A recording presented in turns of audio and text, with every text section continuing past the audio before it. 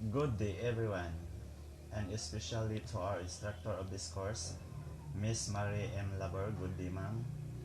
And now, before we formally start the discussion regarding the assigned topic report is all about the improvisation in various arts.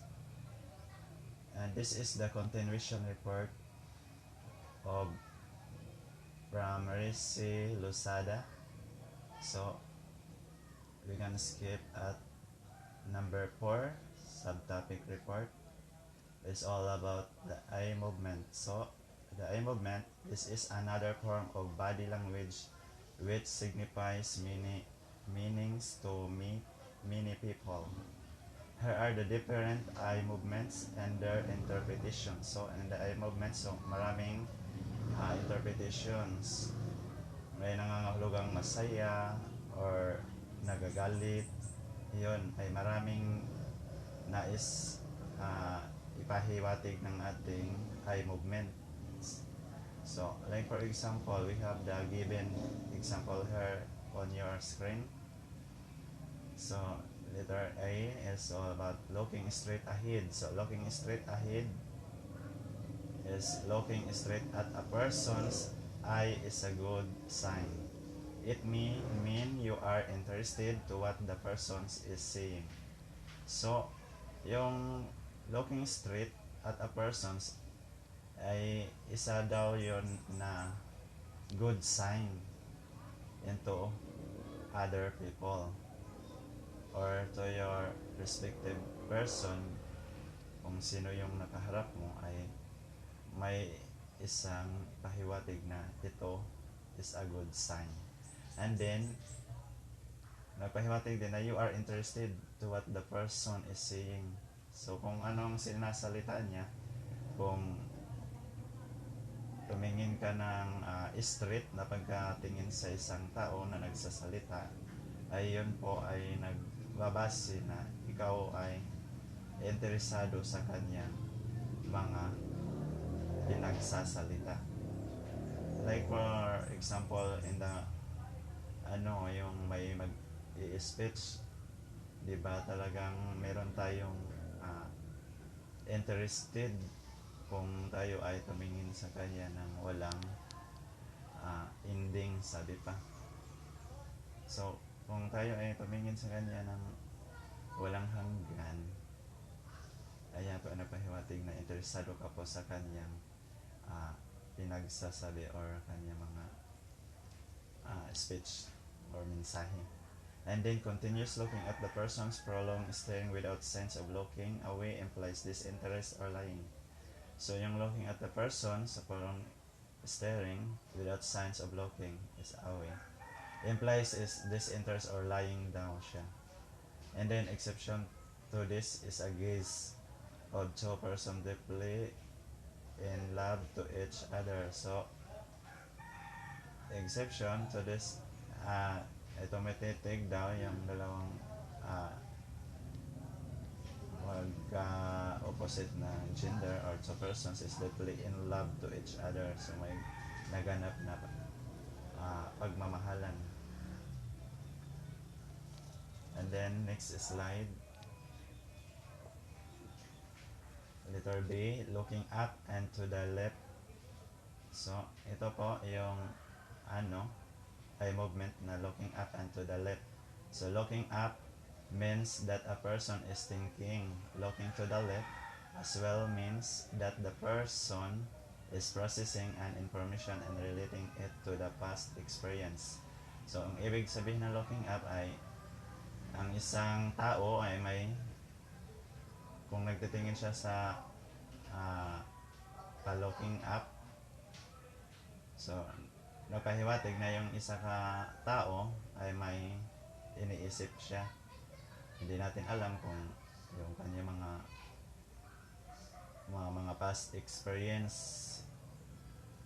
And then looking to the left as well means nga yung person ay nagprocessing ang isang information na relate sa kanyang past experience din also.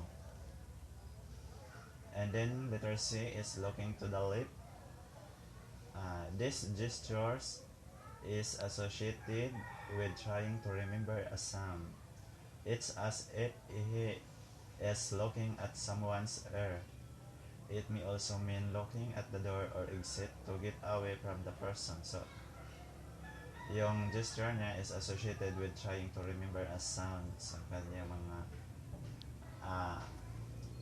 tunog, para ma-remember niya ang mga tunog, kaya siya ay yung eye movement niya is looking to the left. Yun po ang ibig sabihin, para to remember a sound and is looking at someone's ear. And then letter D is looking to the right and up. So it means that the person is remembering recent experience and thinking logically what the other person is saying. So nagpasabot yung isa ka tao ay nagre-remember sa kanya mga bagong mga experience, and gathinking din siya ng logically way ng pagtithinking niya, and to the person what is saying. And then next slide, letter A is looking up. The meaning of looking up, it means that the person is thinking what the other person is saying. If the movement is made while the arms go up and hands are folded behind the lid, it is a good sign. But if a person glances up for a second or so while saying, it could mean he is summoning his God, and that is not good. He may be saying, "My God," in silence. So nagpasabot or nagpahiwatig siya kung looking at it could mean he is summoning his God, that is not good. So he may be saying, "My God." Yun, di ba, may ganun. Kung tumingin tayo sa yung tingin natin or eye movement natin is looking up. So may mga saying tayo na magsasabi na, "My God, my gosh, bakit ganyan?" Ganun. So that's it. And letter F is looking down. It means many things. It may mean submissiveness or feeling guilty or not wanting to face a person, or a sign of dislike or disinterest. So ang ibig sabihin ng looking down in the eye movement is, ito po ay makapagsasabi tayo na ito po ay feeling guilty or not wanting to face a person. So hindi niya gusto na makaharap yung isa ka tao, lalo na kung may pagkakasala ng isang tao sa iyo. And then meron pa ring ibang reason or sign of dislike or disinterest. So hindi mo gusto yung isang tao, or hindi ka interesado sa kanya. So ganun yung ibig sabihin ng looking down. And then next is number 5 is sense of touch. So sense of touch is known as haptic communication. Touch or haptic comes from the ancient Greek word haptikos. Touch is extremely vital for survival. The sense of touch as a body language allows a person to experience different sensations like pleasure, pain, heat, or cold, and even pressure. So, in regarding of sense of touch, ay tinatawag ito sa in the ancient Greek word nga haptikos. Sa po itong haptikos in the Greek word. And then, ang ibig sabihin niya is as a body language, na yung isa katao ay i-allow niya na para to experience different sensation like pleasure, pain, heat or cold, and even pressure. Yun po ang sense of touch. And then touch is one of the most significant aspects of body language because it has the ability to convey and enhance physical intimacy. It is likewise a fundamental component of haptic communication because it is significant in interpersonal relationship. So, ito po yung mahalaga sa atin sa mga aspeto ng body language because may abilidad siya na para i-convey and i-enhance sa physical intimacy. So, it is likewise a fundamental component of haptic communication. So, dahil ito ay mahalaga sa interpersonal relationship ng mga bawat isa or tao. And the next slide. Touch is categorized in many terms like being positive, playful, controlled or ritualistic, task-related or unintentional. Touch may be both sexual kissing and platonic, such as hugging or handshake. So, yung in many terms, yung touch is to be categorized in being positive, playful, controlled, ritualistic, task-related, or unintentional. So, touch may be both sexual daw. So, like sa kissing is the kind of touch na na-categorize with this topic. And then, everyone needs the sense of touch, even infants and animals. The sense of touch is highly developed in them. Infants who can perceive through touch, even without sight and hearing, tend to fare much better. Like for example, yung isang baby, natutulog po siya. Di ba kung matouch natin yung kanyang katawan or body, so anong possible na reaction ng baby, di ba? Gigising yun or kaya iiyak. So ganun. And then sa animals, like animals din, kung itatouch natin sila, so parang sensitibo sila sa ating touch kasi kung itouch natin sila ay may iisipin sila na tatakbo ba sila sa atin, papalayo sa atin, or ganon yung ibig sabihin. And then next is slide. Among adults, touch means a lot of meanings. It may have a positive and negative impact depending on what part of the body is touched or what purpose was the touch done or whether it is intentional or accidental. So sa mga adult, touch means is a lot of meanings daw. So maraming meanings ng touch, even it is positive or negative. I will give you an example in a positive side of touch according in our ancestors or adults. So yung positive na touch is yung like for example si teacher nagklase sa atin, yung po kaseatmate mo or ating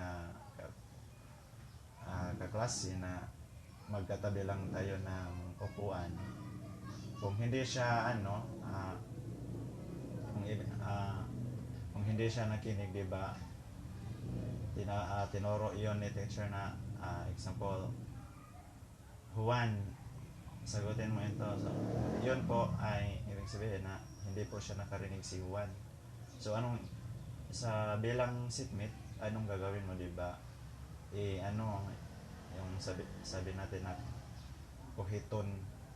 kuhiton siya para mamalayan niya na siya ay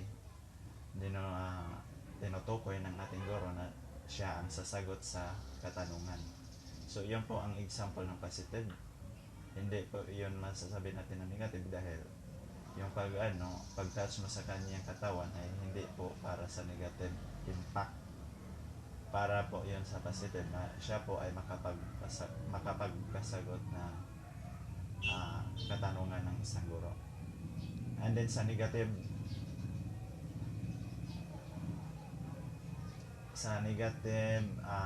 side of touch is example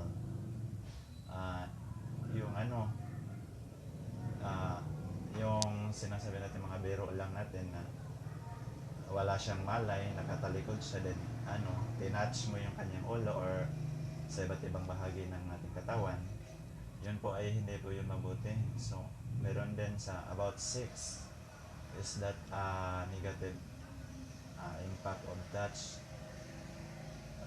Maraming mga example na negative impact of touch dahil sa hindi maayos na pagka gamit natin ang ating body language. So, yun po ang ibig sabihin na what part of the body is touched or what purpose was the touch done or whether it is intentional or accidental. So, may mga touch na tumutukoy sa intentional or accidental. So, yung intentional ay yung ikaw talaga yung may plano. May plano yun basta intentional. Pero kung accidental, sadyang hindi po niya yung sabi pa natin na hindi niya kagustuhan na nagawa niya yun. So, we proceed to the number 6, body movement. So, the body movement, this is another tool of expression and communication. Scratching the neck or some parts of the body may be a manifestation of fear, anxiety, disenchantment, and other unpleasant emotions. The trembling of hand and knee is a manifestation of fear, embarrassment, or even anger. So, clasping of the hands indicates anger, hatred, hostility, antagonism, or repulsion. Embracing position of the hand may mean excitement, elation, and or enchantment, love or affection. On the other hand, bodily movements are difficult to determine because sorry, I can't see the next line. So, yung body movement, this is another tool down ng expression of and communication rather. So, yun po ang ibig sabihin ng body movement. Ay ibang or another tool.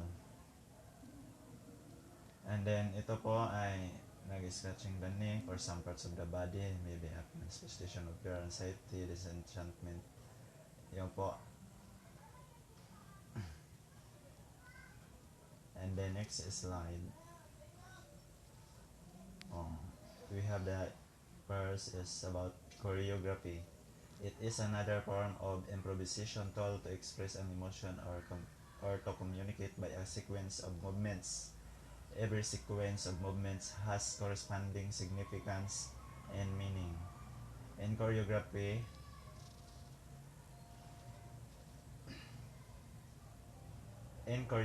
the physical body is in motion, form or both are specified. So, ini ang ibig pahiwatig ng ating choreography is another improvisation tool para i-express yung ating mga emotion or to communicate by a sequence of movements. So, sa halip na ikaw ay nagsasayaw, so may interpretation din yan sa mga audience or mga tao na sila po, ikaw po na sumasayaw ay nakakommunicate ka by a sequence of movements, through sequence of movements rather. Yun po ang choreography. So, every sequence of movements, so may corresponding significance and meaning. So, lahat ng may halaga at pahiwatig.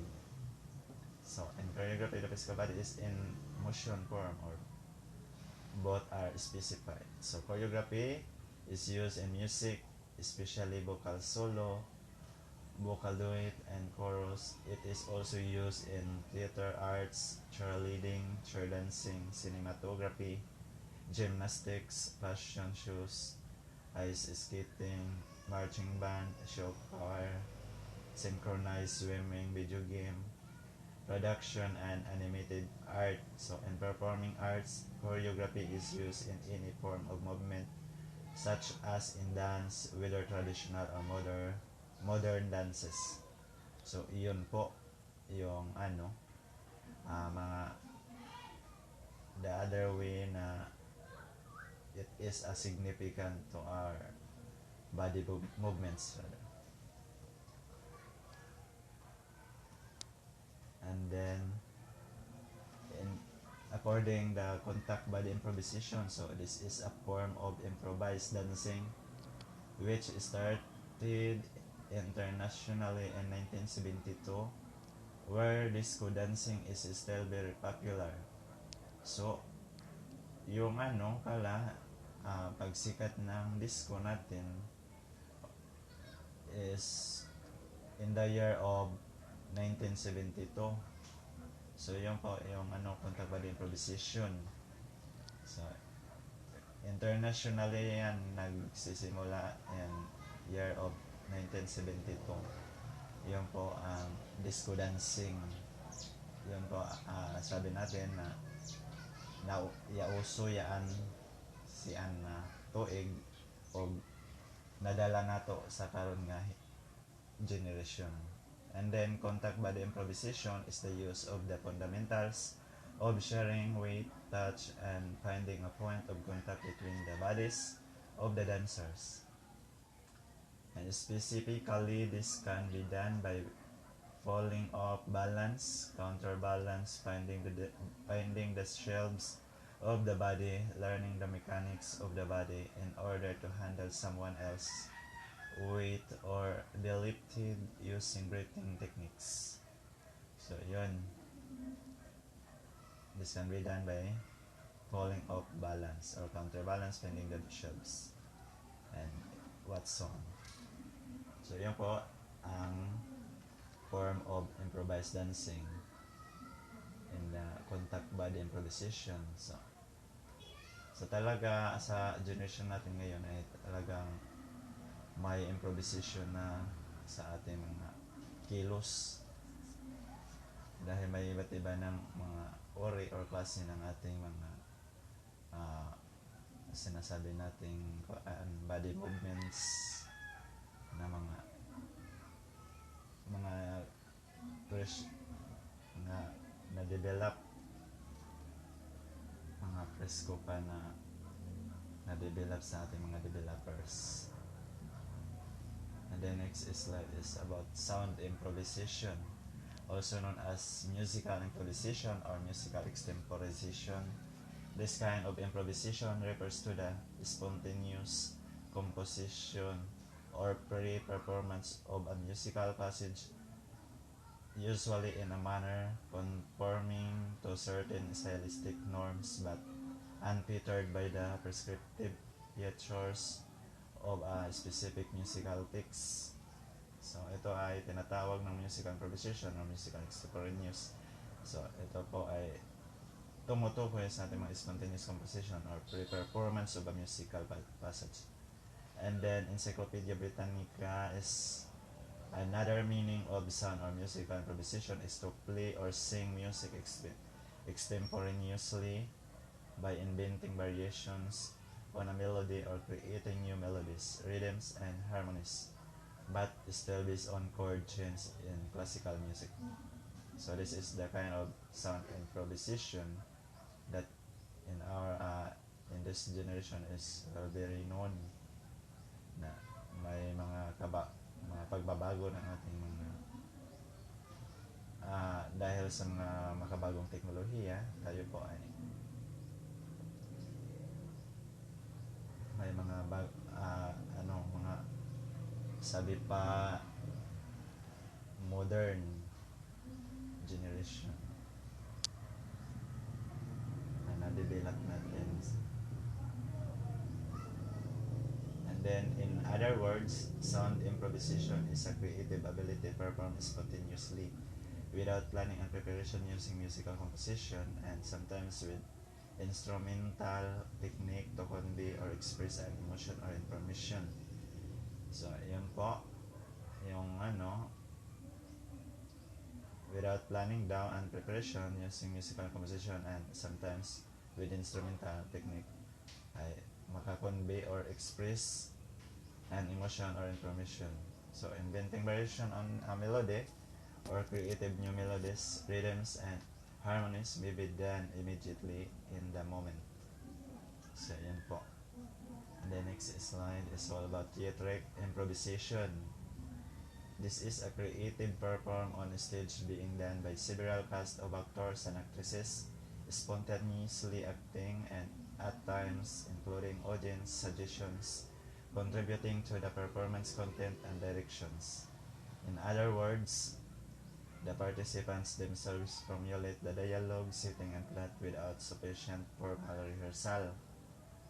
So, yun pala, the participants themselves formulate the dialogue ay yung setting and plot daw kung walang sufficient formal rehearsal is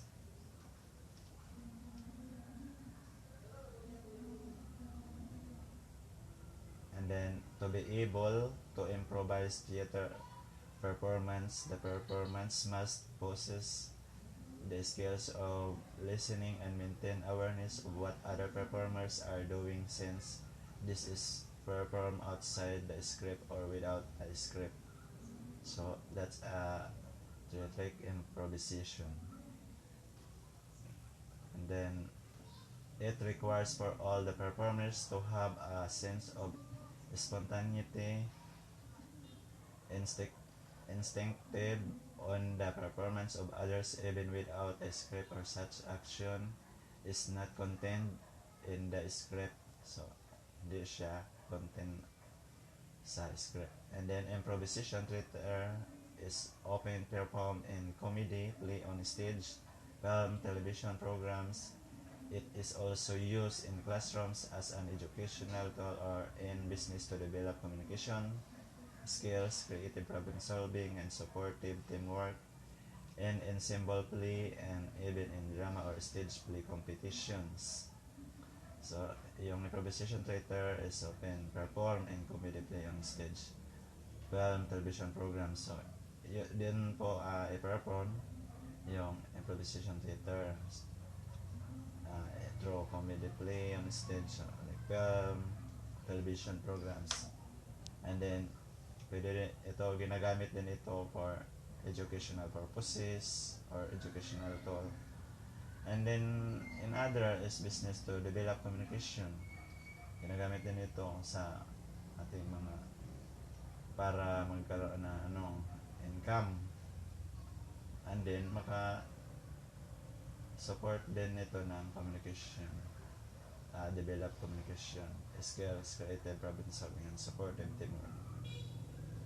And then next is improvisational challenges. So according to Tina Schaffer in her article Explore Our Improv Challenge for Students, improvisation isn't just about comedy and entertainment.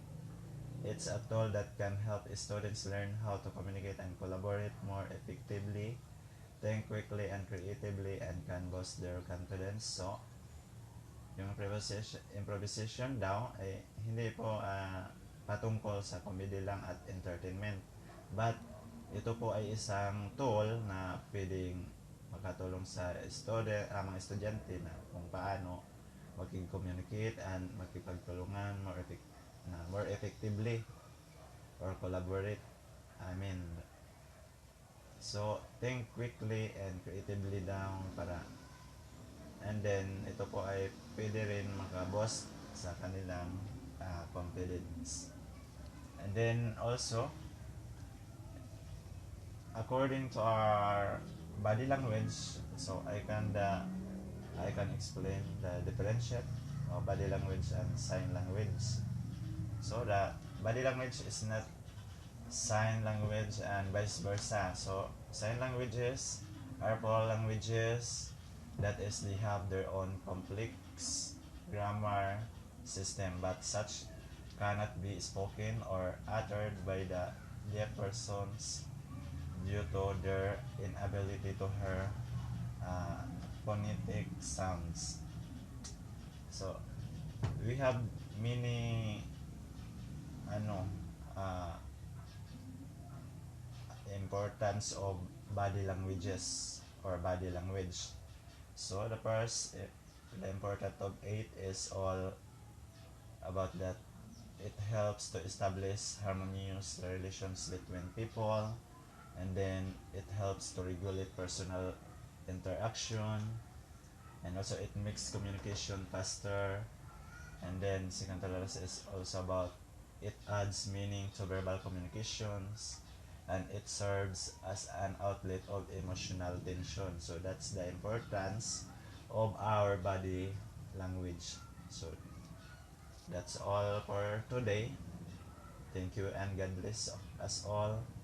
I hope you have a lot of learning with regard of my subtopic report together with Ricilo Sada, and thank you again.